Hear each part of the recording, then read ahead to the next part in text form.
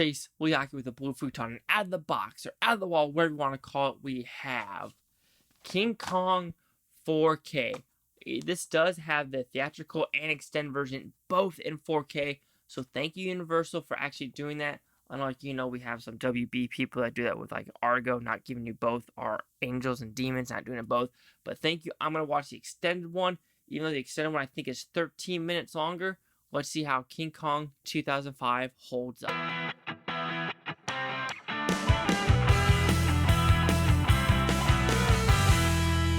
So King Kong 2005, what's it about? If you've seen the 1930s 40 version, it is basically that version, except remade into today's day and age with Peter Jackson directing it right after the helm of War of the Rings trilogy.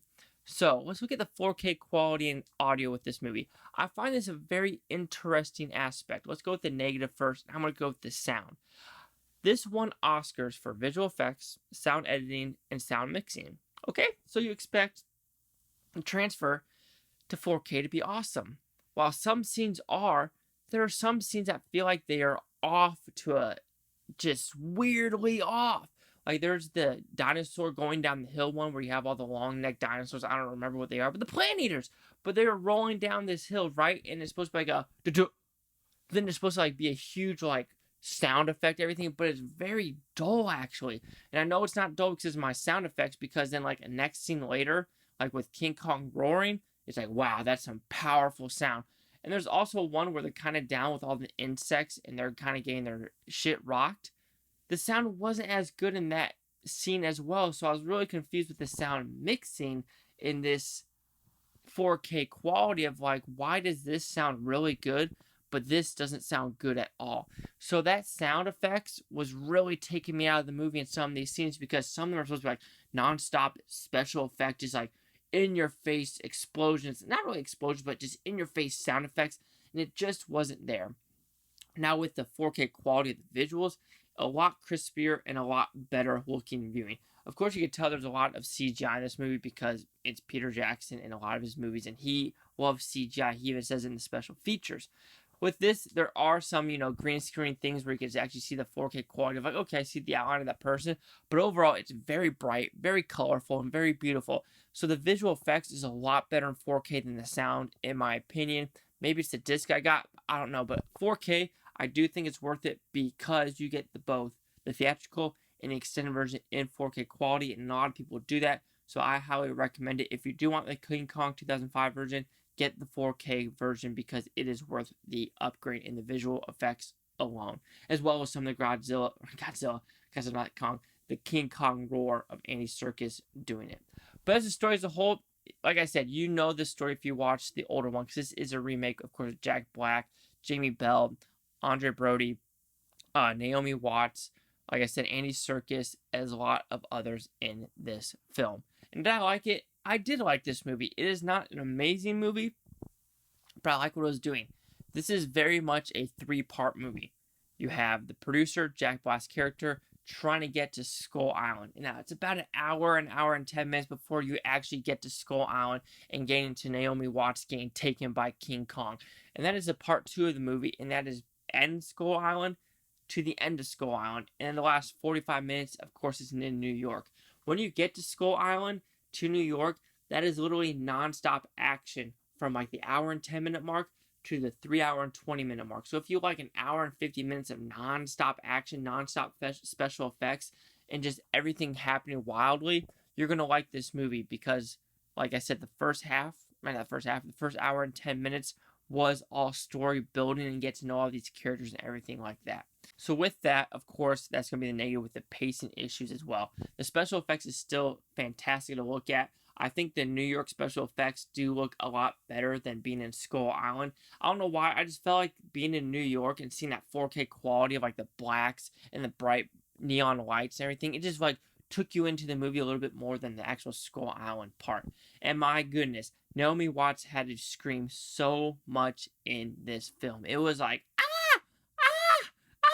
a lot of this time. And of course, there are some problems with it about how her being an actress back in New York and her trying to like please Kong with her stuff. Some of those scenes were a little bit too silly in my opinion, but there are a lot of characters in this movie, and you do have emotional reactions with a lot of them, as well as Kyle Chandler, who's also in this movie, that plays Baxter, who's also in Godzilla vs. King Kong. So I don't know how many people are actually in King Kong Godzilla movies. He's in 2 of them, one by Universal and one by WB, which it makes me wonder who owns what, because, Kong's in the WB version, but is it like a co-produce? I don't know. Did they give the rights to WB in the Monster Universe? I don't know. But you're either going to like this movie, I think, or you're not going to like this movie because of the length, because of the pacing, and because it should feel a little bit more epic than it does. And I think that's the biggest fault, is even though you're like Kong, Godzilla, these insects, it does feel a little bit hollow in a lot of the scenes where you're like, that is cool to look at, but what else can you give me? And there's not a lot of what else can you give me with this film. At least with the New York part, you have some what else can you give me about Godzilla, trying to find Naomi Watts' character and getting to know about the army and everything like this, of what is King Kong going to do in this new environment.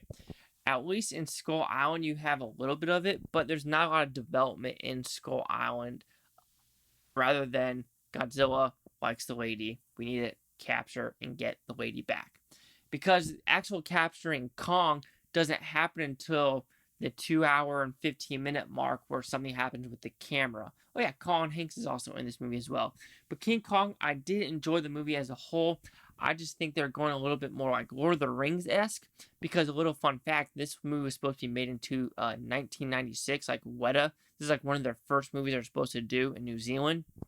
But unfortunately, 2 movies came out in 1998. It was Godzilla, as well as another movie where, what was the other one? It was Godzilla and something else, and that gave Universal cold feet to stop doing King Kong, because they thought they'd be in 3rd place with all the movies coming out at that specific time. So that's when Peter Jackson did Lord of the Rings 1, 2, 3, and then right off the heels, he decided to do King Kong. So I think he was still in the Lord of the Rings like realm of like storytelling, and it kind of transferred into King Kong.